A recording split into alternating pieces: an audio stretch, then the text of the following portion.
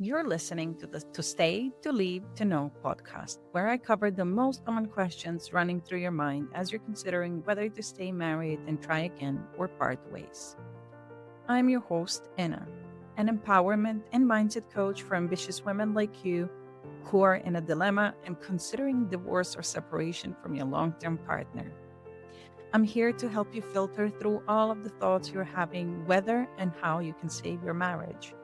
This podcast is here to provide commentary and nuance on the most common experiences that are making you consider divorce as an option, to help you discern from the online noise and advice and bring depth to the conversations.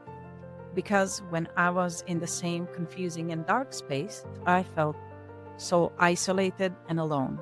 For nearly 4 years, I was stuck in indecision, confused by everyone else's differing opinions, with no one to turn to guide me through it, and feeling the weight and the gravity of such decision on my own future, the future of my son, and everyone else around us. Once I started talking, I realized I was really not alone. So many other women were going through very similar challenges, in silence, isolated, often out of shame or lack of trust in others. I'm here to put a stop to it and to finally provide guidance for this period I call the void. I'm here to bring clarity and be a guiding light as you're feeling torn between honoring what your heart desires and what the society expects you to do. So let's get going. Death of a marriage by a thousand cuts. It's one of those scenarios that doesn't seem like a big thing to a lot of people. There are not that many major problems visible on the outside to other people. If you complained about certain things, if you said, if even if you mentioned that you're considering divorce, people would think, "What are you on about? Why are you complaining?" Because you seem like a normal, everyday couple to everyone else. On the outside, people think you two have such a great relationship. You you have banter, you laugh together. The family unit is functioning. Everyone is fulfilling their roles. Everyone is fitting into their roles. Kids are doing their thing. You're doing your thing. You seem like great parents on the outside. Everything seems to be working like a well-oiled machine. And it's not like your partner is a bad guy. Everything seems to be functioning. And if you told someone, they wouldn't believe you that there are issues between two of you. But you're absolutely freaking exhausted. You're tired of the facade, tired of pretending that you're okay what's going on in your marriage. And it feels like that marriage is dead. You're depleted, worn out, emotionally drained, like you've got nothing left to give. And on some days, it feels like you're empty on love, like you've got nothing else to give. And you've tried to give it to yourself. Everyone says you have to start from within, you have to give that to yourself. And you tried, but you're drained. And to be honest, it never feels enough. And as I said, it's not like your partner is a bad guy. He does so much. He takes care of things. He provides, but he doesn't see you. But he doesn't pay attention to the small things, like how many times you said it bothers you he leaves his clothes all over the place instead of putting it in the hamper. And he knows how much you've given up and how much you've sacrificed and abandoned yourself in order to make this family work. And yet, at the same time, he does not make space for you, free time for you to have time for yourself or your hobbies. And you've told him. It's not like you haven't communicated, but you've told him so many times, look, this is what I need. This is what I need emotionally from you. This is what I want. And yet nothing has been done about it. Nothing. All this time, yes, I'm going to do something about it. And nothing changed. There was no effort. And it feels like you've been taken for granted because it feels like your time is being freaking taken for granted, as if you're not being taken seriously. And it feels like even if you're communicating in a calm way, you're still not being taken seriously. He's become so complacent. He thinks that you're going to tolerate whatever. And it feels like you're not being taken seriously until you reach a breaking point, until you break down apart, until you fall apart and start saying, this is what is important to me. And you don't want to be in that space. And it is not the small thing that it is making you break. It's the repetition of a thing, of an activity. It's a repetition of something without a change in behavior. I told you this bothered me, but you did nothing to change. And that's what hurts. That's what hurts. That you have had to come to this state of having to beg someone to change something, and it's still nothing changed. To others, it might seem like a small thing, but then those small hurts turned into this major hurt. I remember being so freaking frustrated with not getting the right chocolate. It seemed such a frivolous thing. I was like, we've been married for 15, 14, 16 years, and you still don't know what's my favorite chocolate." He went to the shop. I asked him, "Can you please buy me a chocolate?" You would think that after 15 years, he would know that I wanted the chocolate with a whole hazelnuts, because everyone who knows me even remotely knows that this is my favorite chocolate.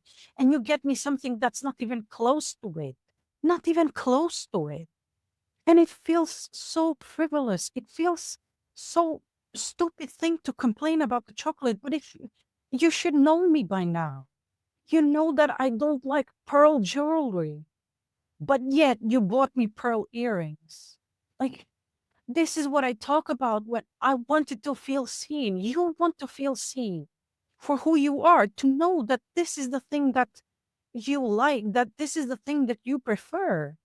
And it's also like, it is not just one off thing. It's it's all the things that I have asked and that he said he's going to promise he will do, but he never did. He never did. He makes a promise, I'm going to do this, I'm going to change this, I'm going to attend to it, but he never does. And then you can't rely on him anymore. And it wasn't the major things. It wasn't the major things that made you feel this way. It's just that you kept asking, and you've taken the time to express the ways that you want to be supported emotionally. You've expressed your needs because you've done your inner work. You have identified what is it that you need. So you've done your part of communicating. It's not like you left it up to him to guess. You've actually communicated it, the way you want to be treated, what is important to you for your emotional well being, the way you want to be treated so that you feel as if you matter to him. So you kept asking, and he said he would change. And then it might change for a while. Then it goes back to the same way as before. It changes for a couple of days, and you feel like you're being taken for granted, as if he became so complacent about it because he got so used to you, quote unquote, complaining and nagging about it. So he gives you a little bit of it for a couple of days just to lull you into a false sense of progress. And then it stops and it goes back to the old ways. And it's that complacency of, oh, she will continue regardless. And, it's not like you've not tried to not care about it. You've tried not to be bothered about it, to brush it off because he's doing all the other things. Like, you go to yourself and you reflect and you think about it. And it's like, but he does all of these things. Maybe I'm just being ungrateful. Maybe I'm just not appreciating enough. Maybe I'm asking too much because he does all of the other things. Why should I be caring about this? But that kind of emotional neglect does bother you because you do want to be seen by your partner. You want to be acknowledged. You want to be appreciated. It is what you would expect from your partner. Yes, we are responsible for our own happiness, but there is a level of expectation you would have from your partner to fulfill some sort of, or some to some extent, some of your emotional needs. Otherwise, it's just like your two roommates, housemates that live together. You would expect such a thing from your friends, from your family. It is a reasonable thing to expect from your partner as well. And you've tried to tell yourself that it really doesn't matter, try to minimize how much it impacts you and how much it hurts you and how it makes you feel. And you laugh it off as a joke, that's just how he is, and that's how he likes to joke around with me. Or you brush it off as that's just how men are like. They don't care about these things. They're more logical ones. Men are logical. Women are more emotional. Women know how to notice these things, but men don't, because that way it's as if it's out of his hands, it's out of his control. He can't help himself, and it's easier to excuse the behavior. That way, it's easier to ignore how much it hurts you that your partner doesn't see you for who you are, doesn't care what your preferences are, doesn't notice the small stuff. And you used to cry about it before. And with time, you kind of got worn out. And you've learned that if you keep your expectations low, you can't get disappointed. When it goes on for so long, you develop this coping mechanism where you tell yourself, oh, you learn to keep your expectations low. You learn not to expect things from him. You learn to prepare for low effort so that when that low effort comes and there's no actual intention, there's no effort that's put in, you don't get disappointed. But, girl, how long are you going to deny yourself that you want a caring, observant, and intentional partner? For how long are you going to be squashing that little spark within you that wants to be seen and acknowledged and loved, to be shown that your partner knows you? For how long? It's enough. Stop bloody fooling yourself. Stop denying yourself the pleasure, the attention, the intentional love that you desire. Stop fooling yourself all around. Yes, we have to look inwards and give it to ourselves first. Yes, absolutely. Love starts from within. We start with self love, but it is also a reasonable thing to expect from your romantic partner. It is a reasonable thing to want to receive from the person you're sharing your life with, to want to receive attention, love, appreciation from the person you have committed to share a life with. You've exchanged vows. So why are you freaking spiritually gaslighting yourself that it can only come from within? Yes, we need to heal our attachment wounds, our inner child wounds. Yes, we need to give it to ourselves first. But it is also a completely normal thing to want to receive it from your partner. Otherwise, you're just roommates.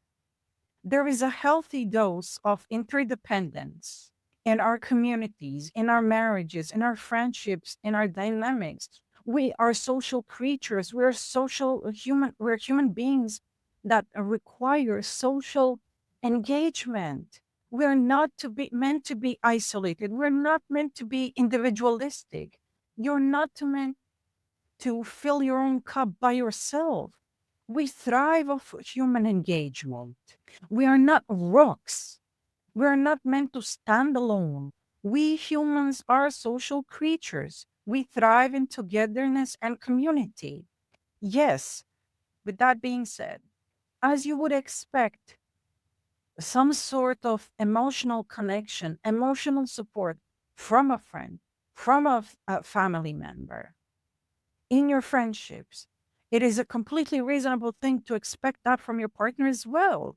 And yes, we can say that, oh, it's the thought that counts, you know, when he does things that kind of miss the mark, that come close to what you want, but it's not that. Yes, we can say it's the thought that counts, but only if there was actual thought that was put behind it, not a half thought, not a half hour's effort, not an afterthought.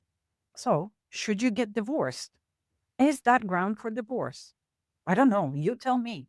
I think you know the freaking answer with deep within you. Are you willing to give him a chance to change it, to show to show you that he can actually do it? And if so, for how long are you willing to wait? If so, what signs are they going to be that it's he actually means it this time? How are you going to know that it is actual effort that he's putting into it, that he's going to make it a permanent change this time around? But most importantly, even if he changed all of that, would you still want to stay?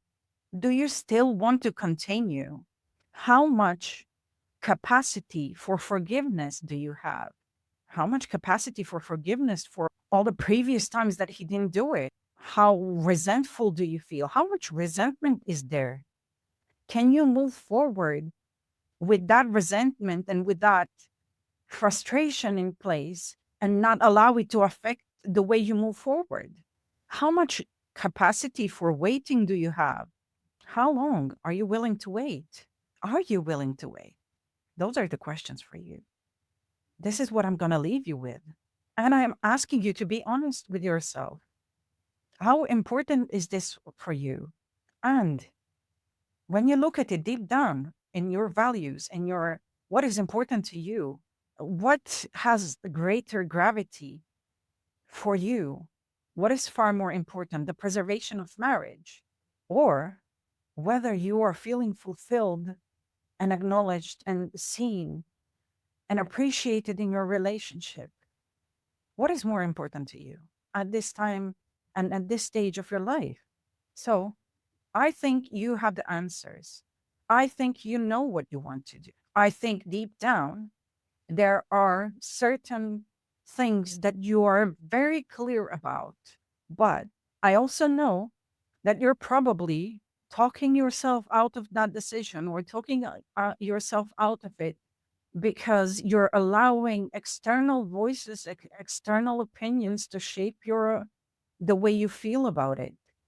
I think you are gaslighting yourself and you are minimizing the impact of this on you. You're denying, I think you are denying yourself to acknowledge how you feel about this out of fear, out of fear what you might need to do, what might be the next step for you. And even if there is fear, even if you are feeling defensive about it, if you're still going in circles about it, then let me help you work through it. Let's figure out why you're afraid to make the final decision. Let's figure out what are the worst case scenarios you're playing out in your head. Let me help you figure out why you're resisting to look at this in fullness without the pink glasses on, to see the truth, to see it for what it is. Allow me to support you so we can figure out what's the discomfort that's stopping you from looking at it with clarity. Let me guide you through that discomfort. Let me teach you how to soothe yourself through it, how to soothe your nervous system through it. Let me walk with you as you make those uncomfortable decisions so I can remind you why you're doing it when your nervous system wants to go back to the way things were. Let me be the guide for you while you're going through all of the emotions that come with this and the grief and the sadness and the frustrations and fears and wonder what is ahead of you. Let me walk you through that new path, to that new future, whatever it might look like. So, your next step is to fill in the application form, apply to have an exploration call with me to see in which capacity I can support you, what kind of arrangement we can have, and whether we are fit to work together. I'm rooting for you. I know you got this. Love you loads.